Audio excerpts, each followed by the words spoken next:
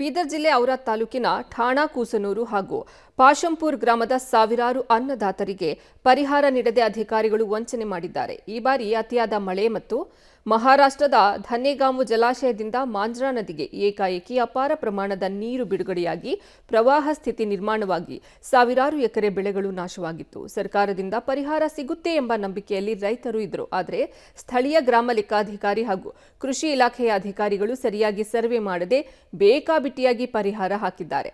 ಒಂದು ಹಳ್ಳಿಗಳಲ್ಲಿ 700 ರಿಂದ 800 ರೈತರು ಬೆಳೆಗಳನ್ನು ಕಳೆದುಕೊಂಡು ಕಂಗಾಲಾದರು. ಕೇವಲ 25 ಜನರಿಗೆ ಮಾತ್ರ ಪರಿಹಾರ ಒದಗಿಸಿದ್ದಾರೆ. ಸ್ಥಳೀಯ ಸಲೋಧೀನ್ ಎಂಬ ಗ್ರಾಮ ಲೆಕ್ಕಾಧಿಕಾರಿ ಹಣ ತೆಗೆದುಕೊಂಡು ಮನ ಬಂದಂತೆ ಪರಿಹಾರ ನೀಡಿದ್ದಾರೆ ಅಂತ ರೈತರು ತಮ್ಮ ಅಳಲನ್ನ ತೋಡಿಕೊಂಡಿದ್ದಾರೆ.